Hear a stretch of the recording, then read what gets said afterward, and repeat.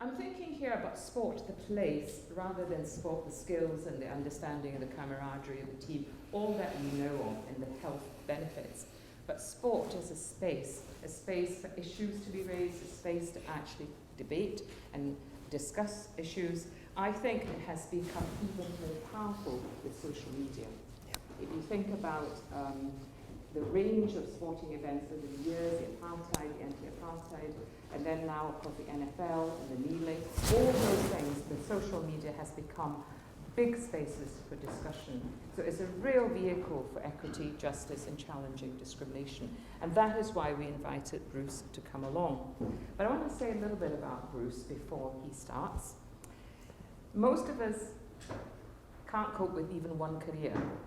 But no, this person has coped with 3 outstanding careers in his journey as a scholar and academic, with publications such as The Struggle for Canadian Sport and To Remember is to Resist. As a political activist, as the second part, he's led the struggle against apartheid and was in 2004 made an Officer of the Order of Canada for having devoted his life to eradicating sexism and racism in sporting communities around the world. I think what is for me so important is that white people take on, and men take on, the struggle against sexism and racism, and don't just leave it to black people, minorities, and women to do. So I think that is what makes your work very valuable to us. You are part of the international legal team supporting Caster Semenya, and again, many of us will be familiar with the debates around that. And as an athlete, of course, Professor Kidd is an Olympian. He is track and field, and he is in the, so many halls of fame: the Canadian Olympic Hall of Fame, the Canadian Sports Hall of Fame, the University of Toronto Hall of Fame. Not to mention, after all that, you are also Vice President and Principal of the Eastern Campus of the University of Toronto. So yes, you have many, many roles and many, many contributions to make. And you have a network that I think any political activist, any activist, in fact, would envy.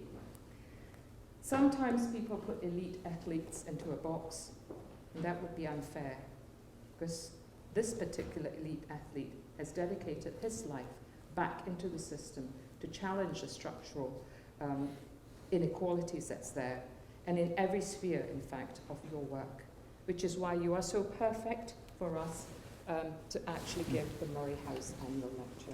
Bruce, over to you. Thank you very much.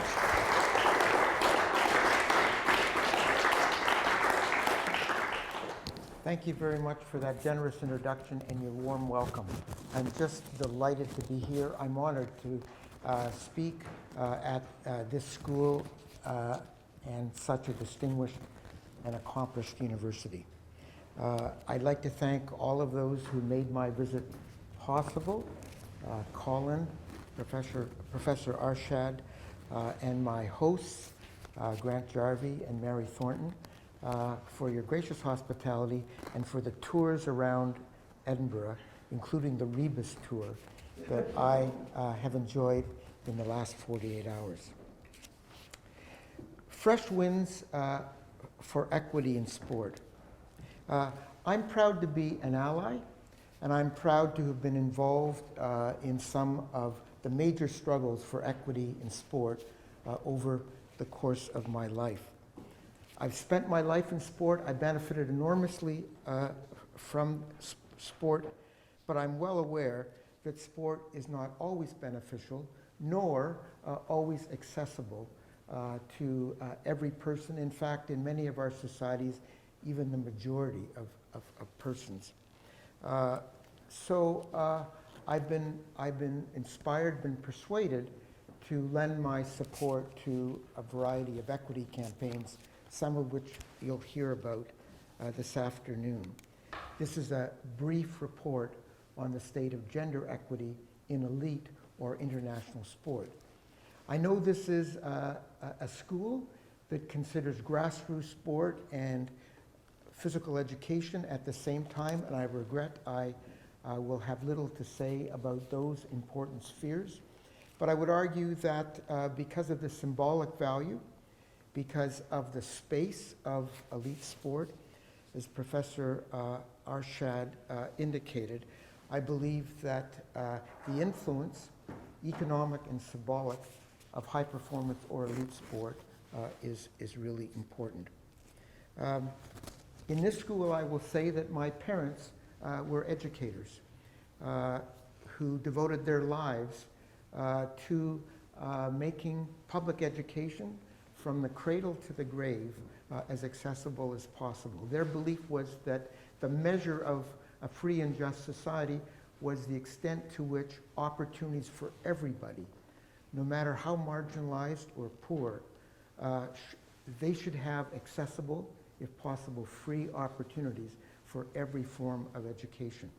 I didn't fall very far from the tree, and I've extended those values to my career in sport, believing that another measure of a free and just society should be the extent to which opportunities for healthy, quality, equitable sport should be available to all.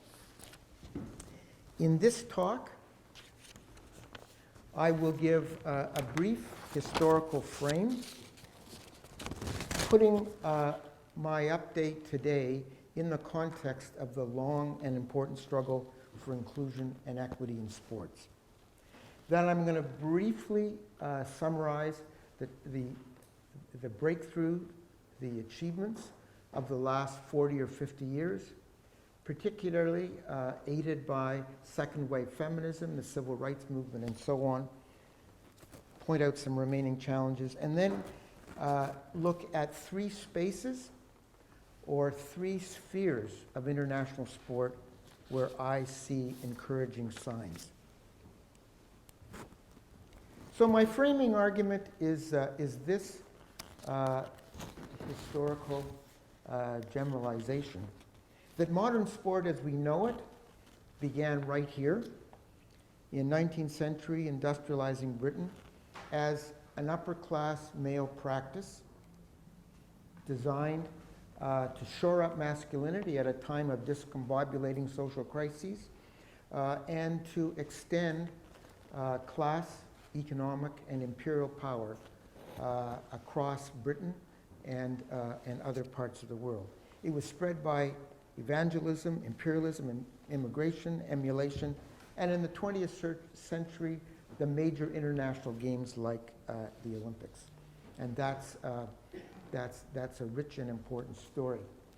An essential current of the story, I would say the defining narrative of that story, is the extent to which marginalized and excluded groups sought to create those opportunities for themselves.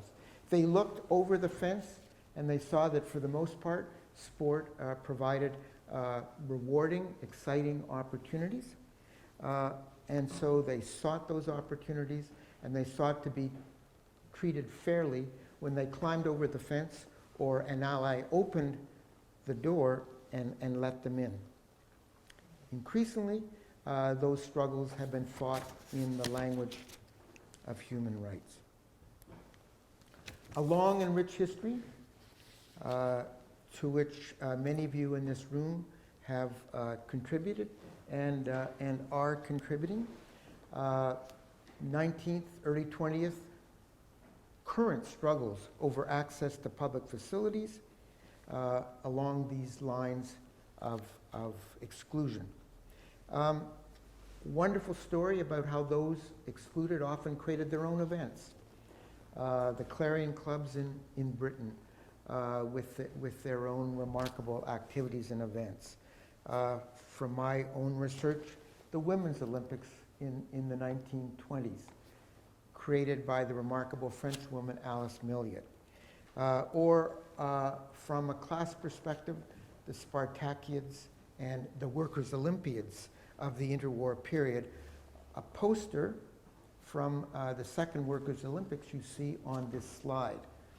I tell those Olympic friends who are worried about gigantism in international sport that the Workers' Olympics of 1931 in Vienna attracted 80,000 competitors 25,000 of whom were women.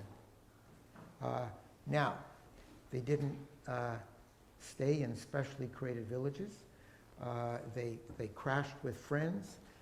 They camped in public parks, and maybe even rougher, but they were there and they were competed. After the Second World War, another alternate experiment where people sought to create opportunities for themselves and frame them in their own terms was the effort to create a games of the emerging forces of countries from the developing world, where more of the sports contested would be those popular in the third world, and where athletes from those countries wouldn't have to always beat the first world in their own games. Today I met two of your PhD students. It's great meeting you, whose thesis research is examining two very different aspects of this ongoing history, this ongoing struggle. These struggles are with us to this day, but and the fact that they're continuing is a good sign. These struggles have been enabled, buoyed, and constrained and frustrated by large factors in society and also factors that are particular to sport. I would say over the course of the 20th and 21st century, the struggles for democracy, civil rights, workers' rights, women's equality, anti-colonialism or independence struggles have all enabled important breakthroughs in the world of international sport. Professor Jarvie has added considerably to the literature about these important struggles. Within sport, I would say the liberal ideologies of sport, particularly the idea of fair play and meritocracy, played a huge role because it gave those marginalized or excluded an argument for inclusion. Just like the struggles for the democratic franchise took advantage of the liberal promise of rights and individual rights, so in sport, struggles for inclusion took advantage of the idea of a level playing field and fair play to all, and the best person should win on the basis of ability, not on class background and so on.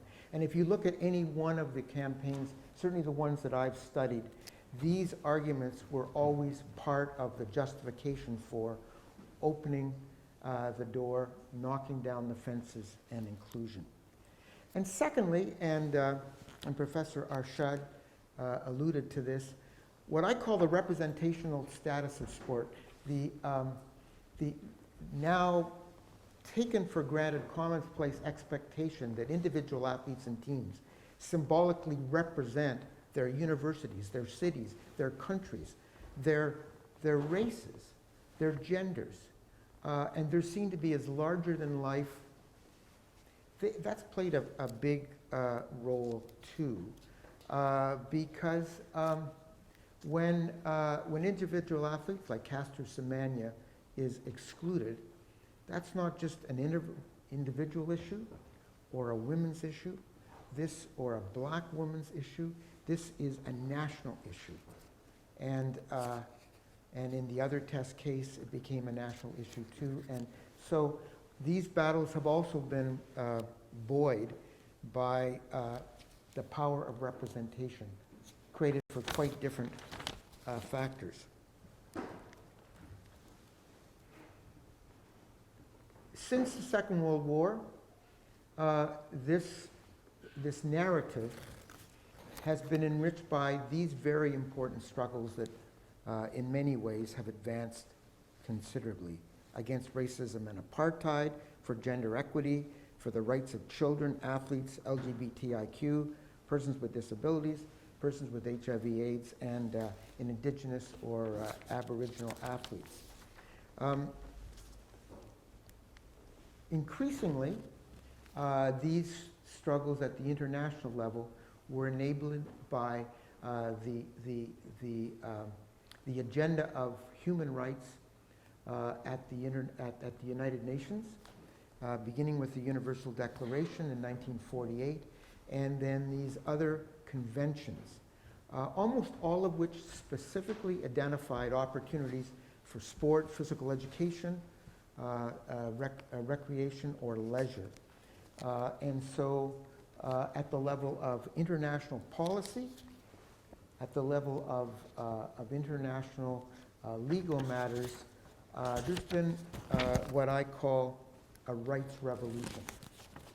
A rights revolution that, certainly at the level of legislation and policy, in my lifetime, now guarantees opportunities as a matter of entitlement, now guarantees protection from discrimination, harassment, and undue pressure,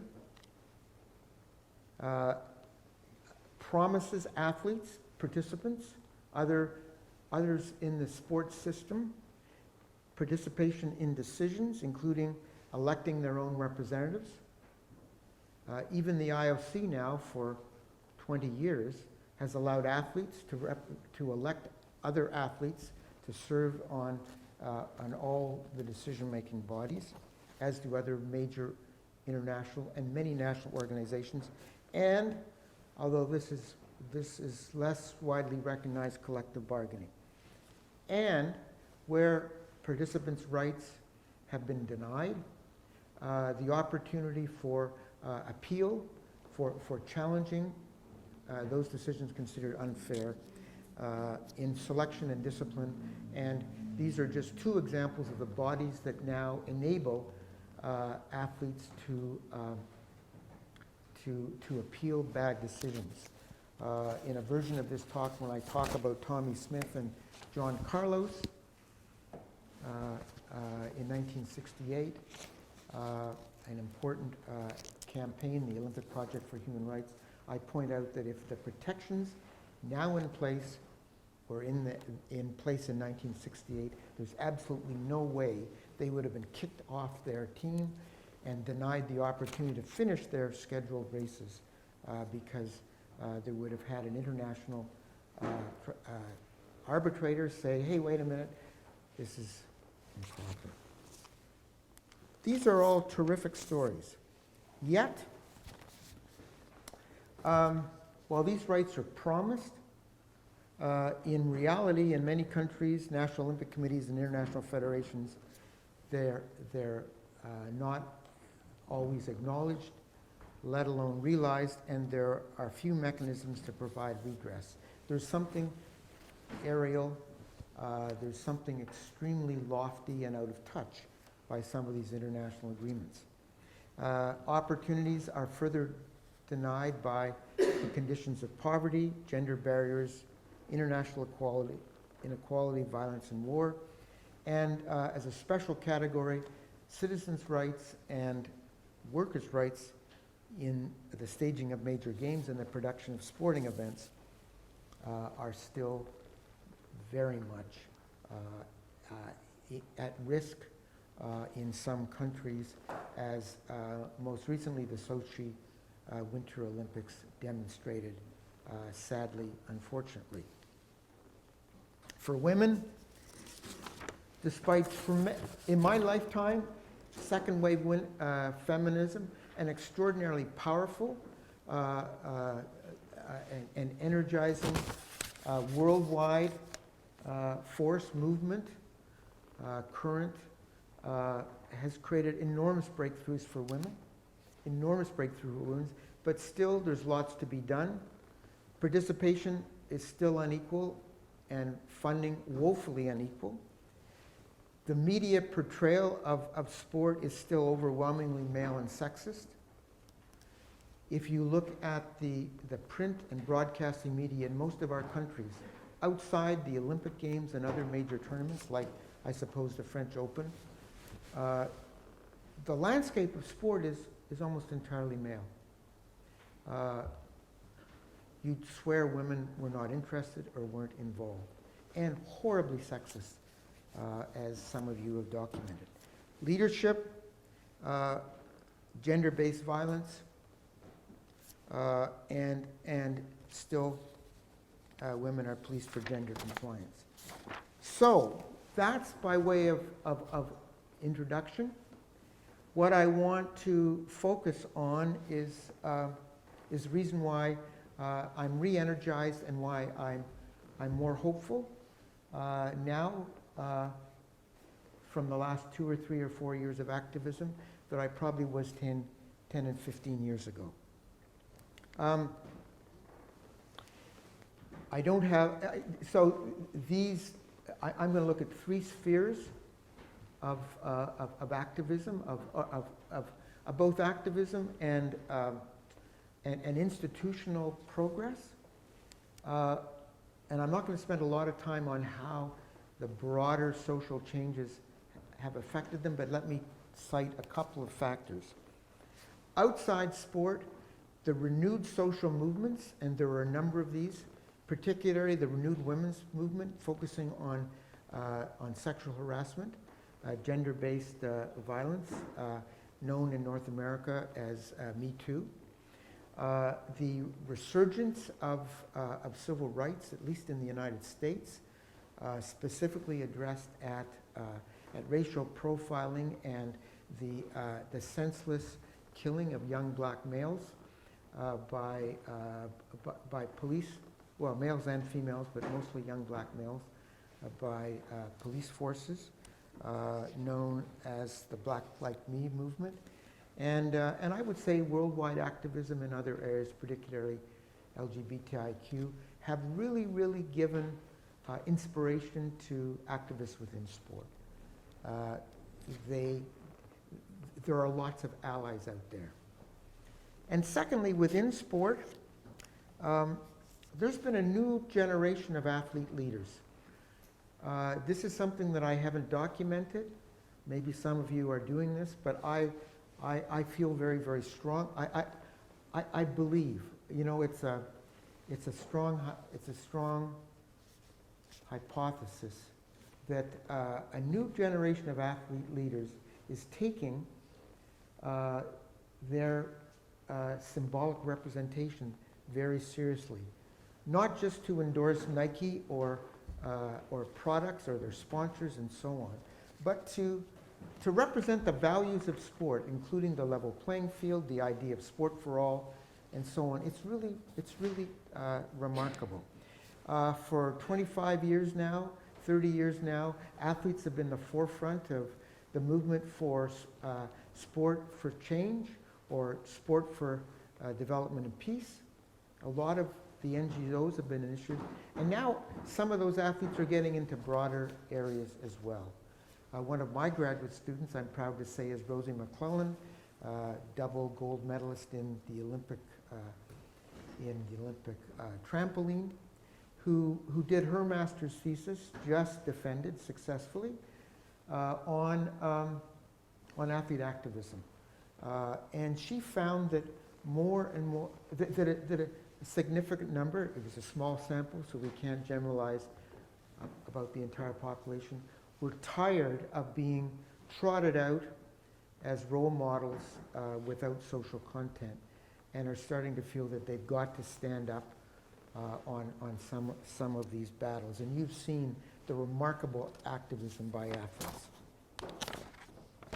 Okay, so let me talk, because I can see my time is moving along here, about 2 arenas and then 1 huge test case. First of all, the Olympics. I see the Olympics right now as an arena and a space for hopeful change. Not confident, but I'm hopeful. With respect to the rights of LGBTIQ, since the success of Pride houses in Vancouver and London, and the effort by organizers to affirm LGBTIQ athletes, coaches, other officials, spectators, and in both cases to provide expedited refugee status to people who felt that they were at risk because they came from countries that had criminalized homosexuality, same-sex relations, and after the appalling homophobia of Sochi, and the worldwide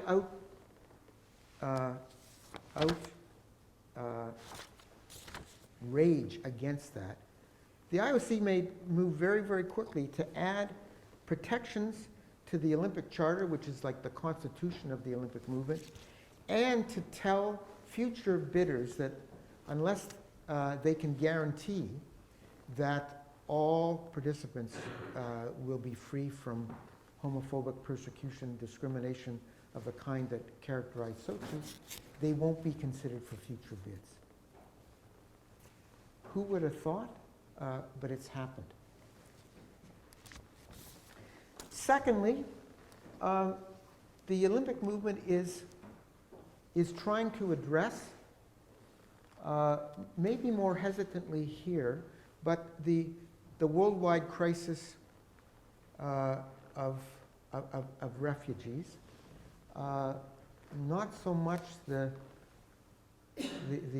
wars and violence that are accelerating the arrival of refugees to many of our countries, but the plight of those refugees from earlier civil wars and humanitarian disasters who are in camps that are almost like mini cities or many countries and have spent a long, where, like in Nepal, like in Tanzania, like in Kenya, where several generations have lived in the same camp.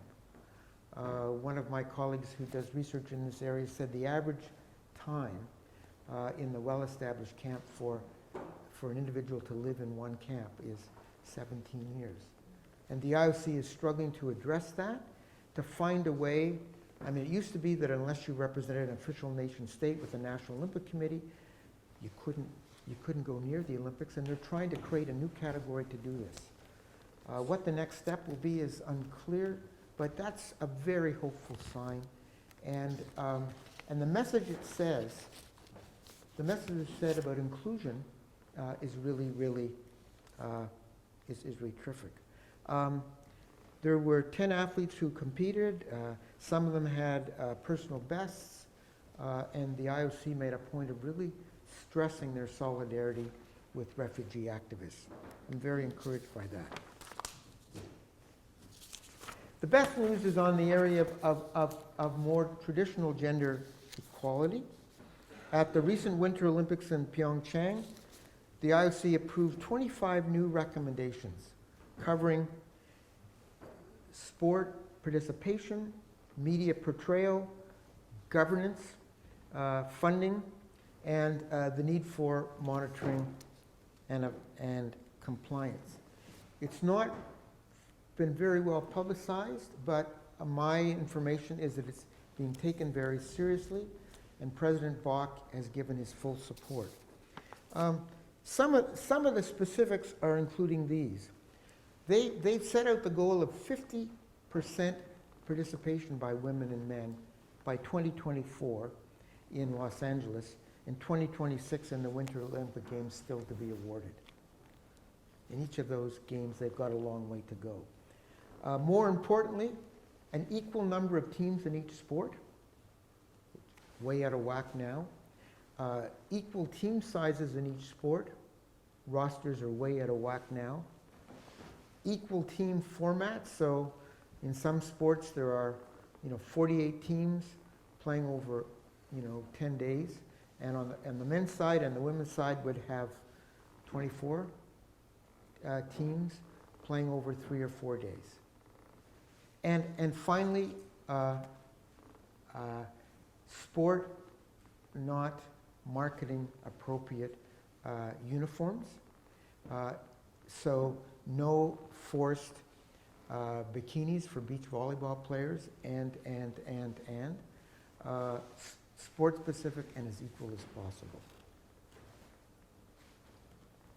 I'll go down this list. Parity on the executive. I think it's 3 of 16 now, no vice presidents. They want to have parity, and parity among the vice presidents too. They're going to put aside designated funds to target gender equality equal prize money, as you can see, clearly take the lead, and this is going to be huge and will require a huge leadership from the top and huge investment, sexual harassment prevention, and independent monitoring and evaluation along the lines of the World Economic Forum's methodology, so it's no longer hokey. One of the most interesting experiments is going to be balanced media portrayal. Really shrewd in my viewpoint, because what they're trying to do is to, what they're working, and it already began in Pyeongchang, is to, is in every time of the program, from morning, noon, and then prime time at night, on every day, ensure there is equality in the events. The example I will cite from day 16 in Pyeongchang, they had the same number of men's and women's gold medal events in the morning, in the afternoon, and during prime time in the afternoon. In Sochi, there were 0 women's events on the final day. In Vancouver, there are 0 women's events. And you go through the program. The women's events were buried in the less attractive times, and the men's events were in prime time, and so on. The women's hockey final was played, for example, for the first time the night before, the Saturday night, in prime time, at least in my time zone in Toronto. And they plan to achieve all of this by Tokyo in 2020. It's an amazing effort. They're meeting with the international federations, they're meeting with advertisers, they're meeting with the television companies, and they're using both persuasion and a little bit of arm twisting to do this, but they're determined to do that, and they hope that this change will drive other change. They're also issuing guidelines for appropriate reference to gender in the coverage. I mean, the British media were full of the stories after Rio of the horrible things where, there was a woman, an American woman, who won a gold medal, and her husband was a professional football player for the Chicago Bears. And the story was, wife of Chicago Bears wins gold medal, where she wasn't even identified by name.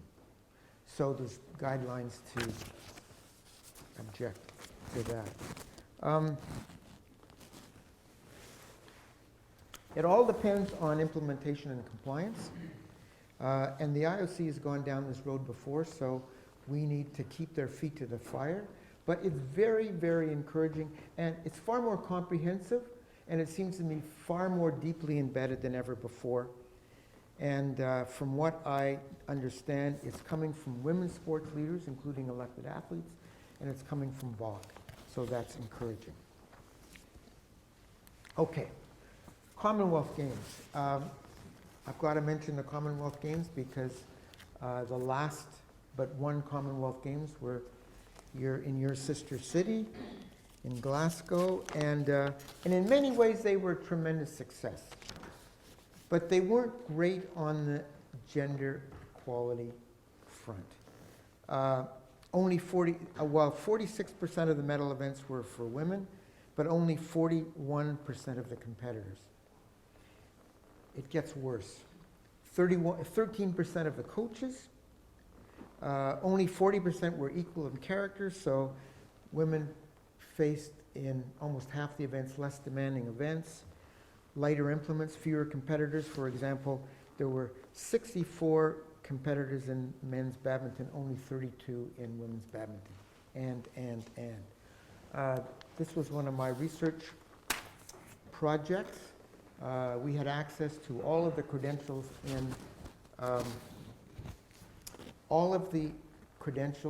in Glasgow, and these are the results. Left off this slide is the only category where women were in the ascendancy, and that was the monarchy. There was actually a credential category for the monarchy. There was actually, can you imagine the Queen wearing one of these? Her photograph and an ID, and Your Majesty, you got to check your... Anyway, that's true.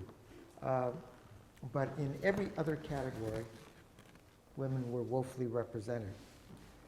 The Commonwealth Games Federation, though, led by a good Scot, Louise Martin, really responded to these findings and has made an interesting effort.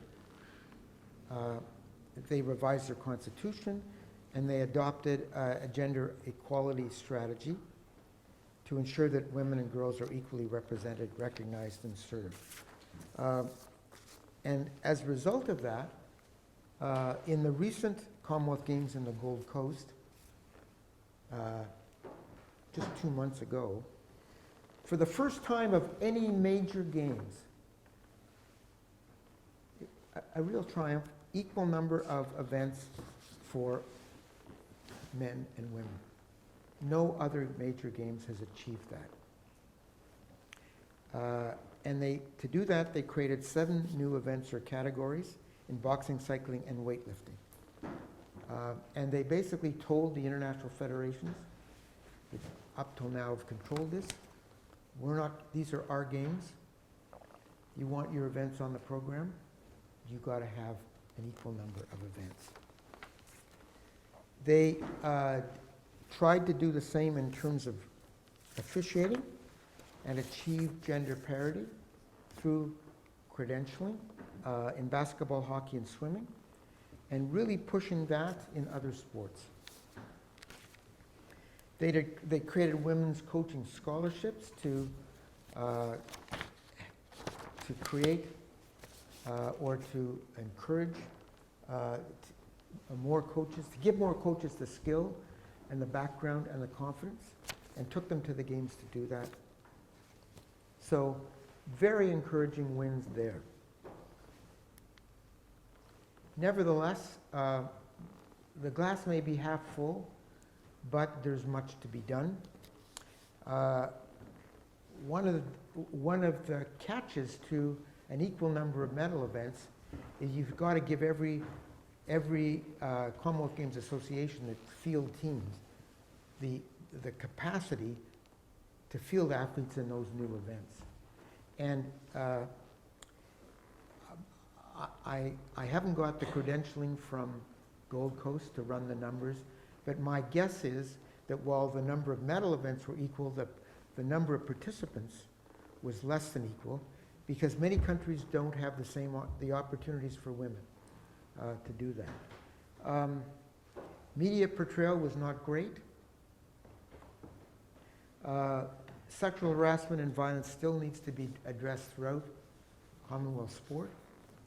And sadly, the Commonwealth is still a place where same-sex relations have been criminalized, and it's such a volatile issue that the leadership of the Commonwealth seem unwilling or very reluctant to take it on, and this affects sport too.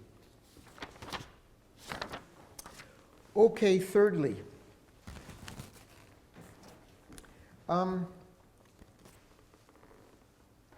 this is a big subject, but throughout the history of international sport, or at least since 1936, there has been a conscious effort to police gender among female competitors. The fear is that if women are too big or too fast, they couldn't be women. And maybe they're men masquerading as women. There's never been a proven case of a man masquerading as a woman, but nevertheless, there is still this fear. And so there's been a long history of tests individually targeted tests in the 30s and the 40s and early 50s, and then they became universal gender verification tests. And these tests were imposed on every single athlete, causing, and I can tell you from my personal experience at Commonwealth and Olympic Games, tremendous stress. You're preparing for a competition. There were always a large number of false positives. Women who've been active in sport have often been accused of not being real women, of being butch, and some harm where people were falsely tested and exposed. From the 1960s, scholars and scientists have opposed these tests in universities like ours. My own government first officially called for the abolition of these tests in 1991, but it's very hard to change a very patriarchal leadership. In 1999, after years of opposition, the IOC abolished the universal test, but reserved the right to reintroduce it if they felt that there were, quote, suspicious athletes.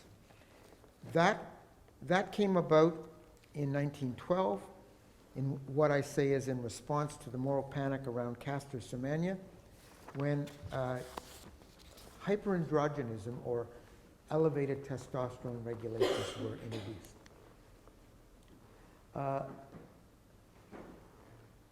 Let me take you through this quickly.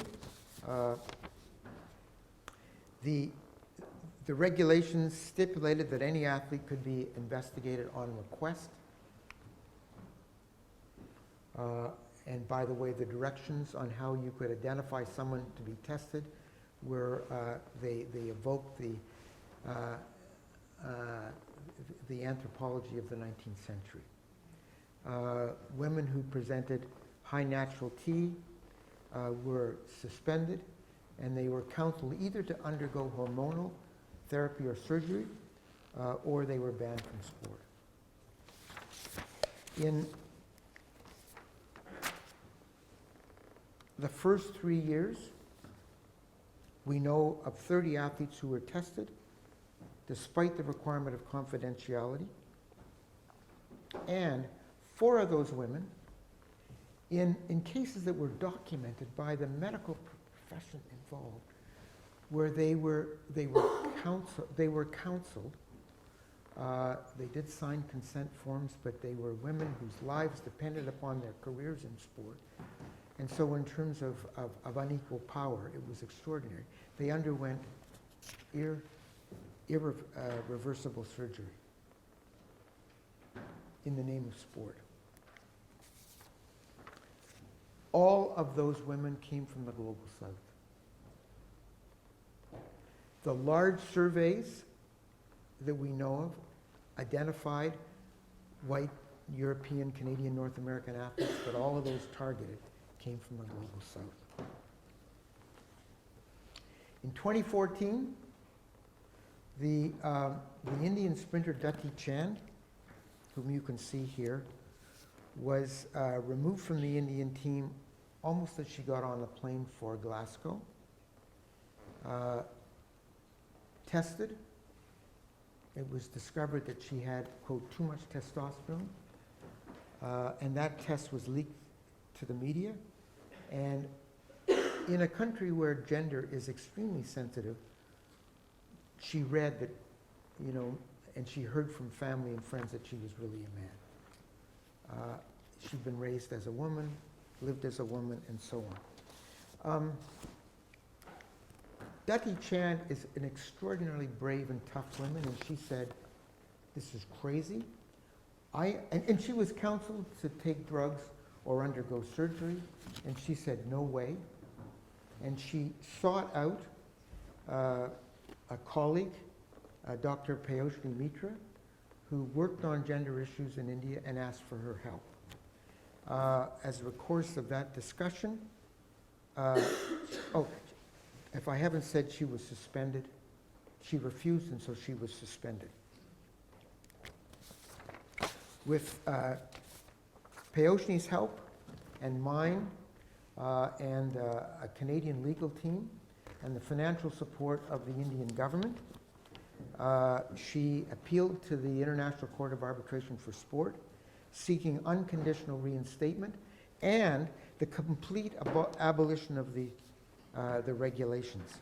In this slide from Lausanne, you can see Peoshni on the left, Dati in the middle, and Dr. Katrina Karkazis, who is another part of the legal team, on the right.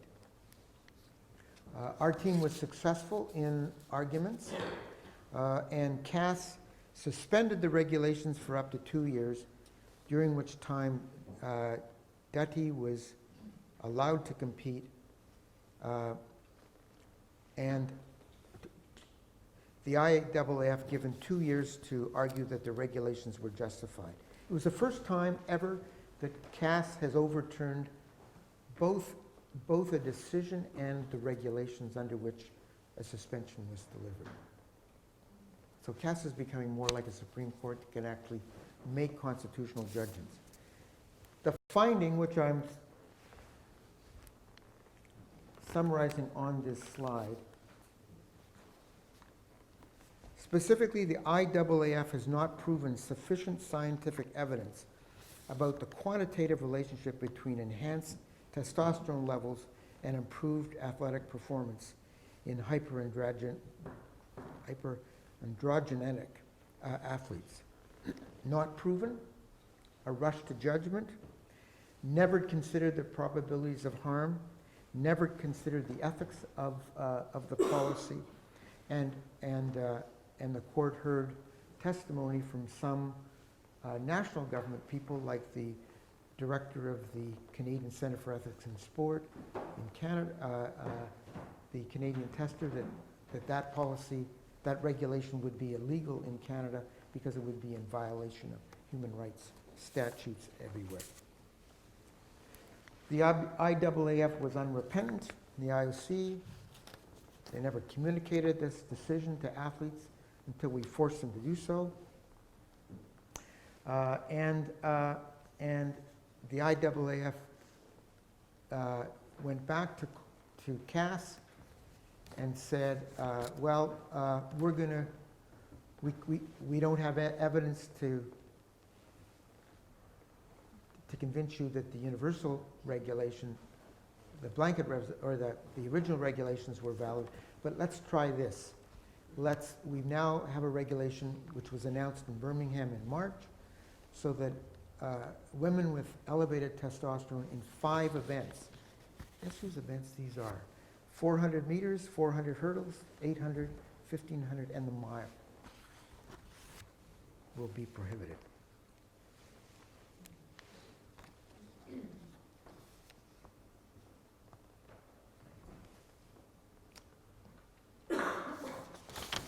So, as you heard in the introduction, an international team is currently preparing a legal appeal,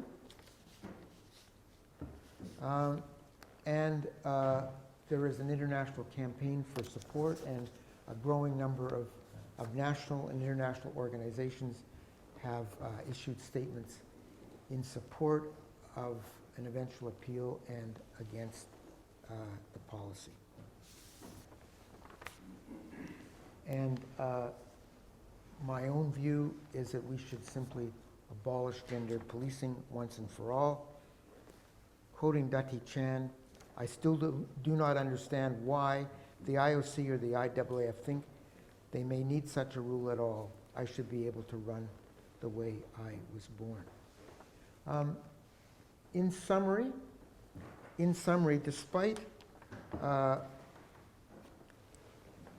what is extremely discouraging in the world today, troubling in other spheres, with the rise of nativism, racism, homophobia, sexual harassment, and supported by governments in some parts of the world, there's been quite successful activism in international sport, and there are very encouraging signs. Is this the law of uneven development? Is this the uneven relationship between changes in sport and changes in society? A really, really interesting question. But the fact is that in each of these spheres, there are major efforts being made to move sport to a more progressive space.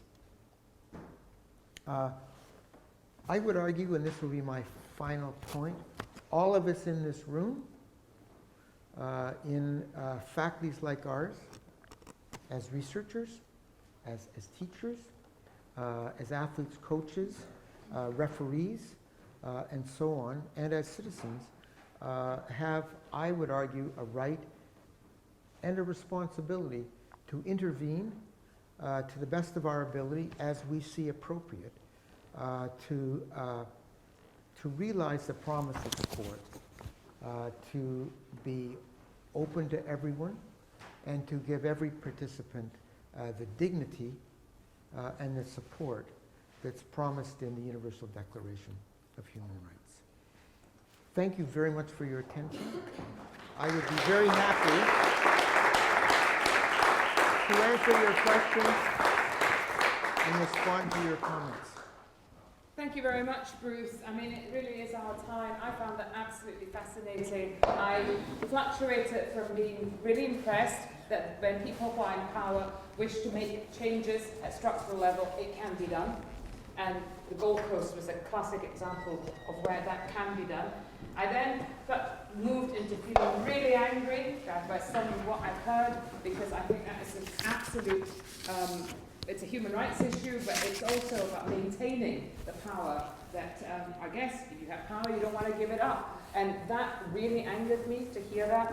But then it also made me remember actually why it's important for those of us here, because we are in the Faculty of Education and Sport, of what we can do to actually get the next generation of policymakers, of leaders, of coaches, of athletes, whoever, to be more activist in their mindset and orientation. So there's actually a lot of lessons for me. So thank you for such a stimulating talk. But over to yourself. What occurred for you? What triggered in your mind? It doesn't have to be a question. It can be a point of view you wish to put across, questions or discussion topics. So anyone at all, you could maybe say who you are. That will help us know who you, just introduce yourself. So, anyone at all? Yes, please. Thank you. Margaret Mackay is my name. I'm a graduate of the University of Toronto, pleased to say. Delighted that the University of Edinburgh, of which I am also an alumna,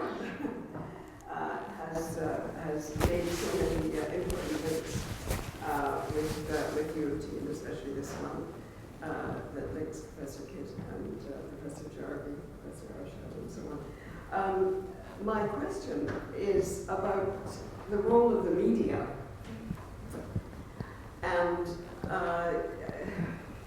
what views, what advice you perhaps have for people who are involved in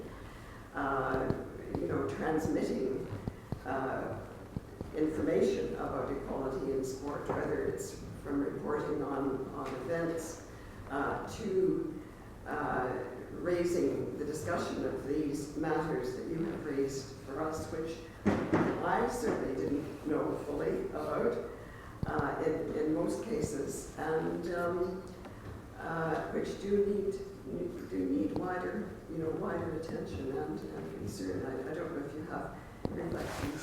I do remember when you were a journalist yourself on varsity. Well, you don't look that old. But thank you very much. It's a complicated challenge because there's the traditional media, some of which are privately owned, some of which are state-owned, like the BBC, some of which are print, which follows different policies as does broadcasting. And then you've got the new social media, which is incredible, and therefore you need a kind of multifaceted strategy. And very, very briefly, I think we need to focus on those public regulatory bodies, to call them to do the right thing, so that in Canada there's the Canadian Radio Television Commission, and we tried this 20 years ago in the height of second wave feminism, and we didn't get very far, but we raised attention, and for a while we got a change, and then we all went on to something else, and we learned that it went back. But I think when there's licenses up for renewal, and when there's horrendous examples, we need to challenge people that way. Print and private broadcasting is much harder,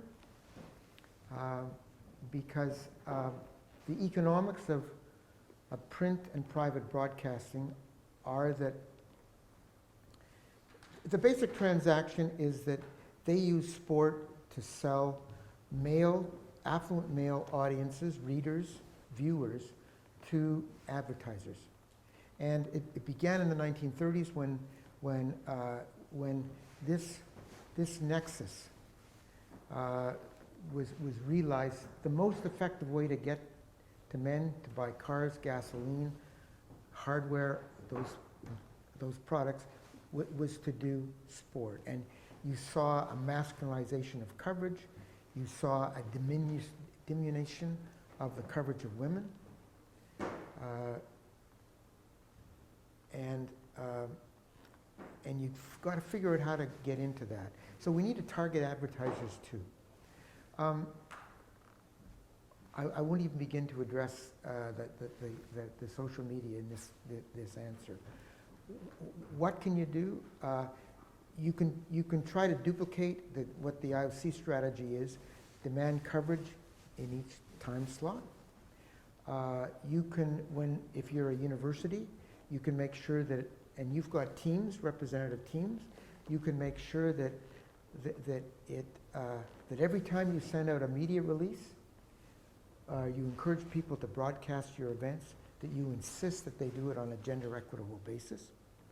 The same for the National Olympic Committee, the same for Sport Scotland.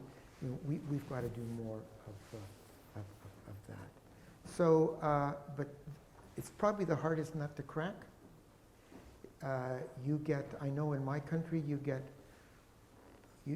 male sports writers and broadcasters who in their hearts are allies, but their jobs are to cover such and such a sport because that's what the advertiser wants. That's really helpful. I've just jotted that down. We can certainly do that, because I don't think we do. I don't actually know how we do the media coverage, and you are absolutely right. We have many athletes and teams that participate in Commonwealth as well as Olympic, and actually pretty much any world sporting event. And I'm not sure what our policy is on it, probably nothing. So that's something that we can do. It also occurred to me, and I don't know, the thing is, the whole thing is so complex, because I think we watch football now. You get the kind of male football still leading. BBC will lead with England's football by and large. And then actually women's football comes before Scottish First Division starts. So this is really interesting because you could actually play it on a nationalist ground. You could play it on the fact that actually women's football is getting a lot more attention, and why, don't know. So, I mean, I think it's complex because it would be too simplistic to say, oh, the BBC have finally recognised that women's football has a place. I'm sure there is something else behind it, like marketing and advertising, but that's... And I think your research could contribute to this. I mean, men's sport, at least in North America, enjoys the coverage it does because of years and years and years and years of saturation and targeting market techniques. So you need to persuade the BBC and others that they need to do the same thing. You know, if one televised women's game does not attract the audience, they shouldn't write the experiment off. They should persevere. Okay, thank you very much for that. We've got another question. By the way, this thing that's moving around is meant to be a device that we use for teaching. It does work, does it? But if you've got a loud voice and do not require it, but we could give it to you because it's quite good fun. Go on, throw it in. Can you throw it? All right. Hi, my name is Jonathan McBride. I work at the University of Professional Services. I am a Scottish player. I'm the co-chair of the Staff Pride Network and chair of Scottish Squash's Equality Advisory Group. So I'm really glad, after hearing your talk, to have you as an ally in sport. And I thought, instead of a question, I'd maybe just make a couple of positive comments about things that locally in Scotland are happening. In August, I'm playing in the Gay Games in Paris. A lot of people haven't heard of it. It's a multi-sport, 30-35 sport, Olympic-style event aimed at promoting sport within the LGBT community. There'll be about 10,000 competitors. And it will be absolutely amazing atmosphere and really exciting, people of all standards. And in my sport, it was really rewarded that within the last a year ago, there was the first female squash player came out, and within the last month, the first male squash player. You mentioned the Pride Houses in Toronto and in London. No, Vancouver Whistler. Sorry, thank you, yes, at the Winter Olympics. We had a Pride House as part of the Pan American Games in Toronto too. I attended the London Pride House, which was absolutely wonderful. Yeah, so did I. Were you there? Yes, it was really exciting. I came back up here and through Deep Sports Scotland, we set up a Pride House in Glasgow at Commonwealth Games. Don't know if you knew that. I did know that. I didn't want to give all the examples. Of course.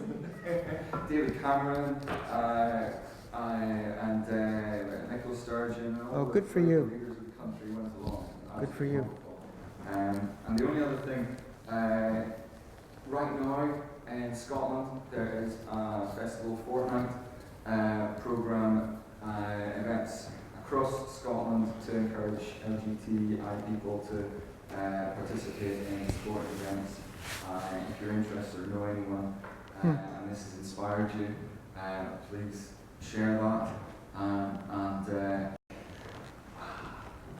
I look forward to hearing more. Well, good luck in all those ventures. I do know about the Gay Games. I was on the board of the Vancouver Gay Games some years ago, and that was a really important learning experience for me. I think the Pride Houses, and I'm sorry I didn't add these other important examples to the list, have been really, really, really important. So good luck in your work, and anybody else, if you can lend support, that would be terrific. So do you want to send me something to tweet? I'm very happy to tweet that about the games. And I think that if you are a member of staff at the university, I hope that when you go to games that we'll give you a profile somewhere on our website and things. So, you really should. If you're not getting any traction, come and talk to us. We'll get it for you. Right, one more question, and then I think we'll get you up and give Bruce a chance to Hit the wine and cheese. And get some refreshments, yes. So go to yourself. Whoa, I'm Isabel. I have been part of the group that's been doing sport policy management and international development masters with James. And yeah, I found that really inspiring and felt nicely a really good year.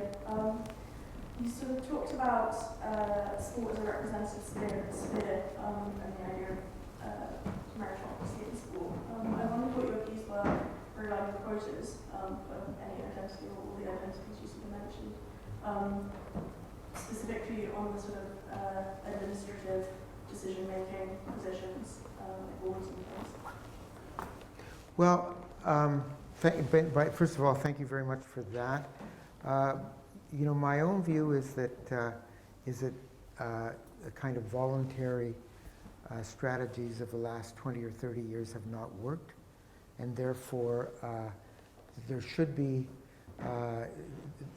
targets or quotas with the monitoring and compliance. Whether they are 50-50 or whether you stipulate corridors like 45, 55. There's got to be that kind of direction. Funding bodies like Sport Canada in my country have got to reinforce them. Too long, and maybe this is just a Canadian example, but too long they've been collecting data, and the policy says unless you show progress, it's crazy in Canada. If you don't translate every document into French as well as English in a national sports organization, you lose your money.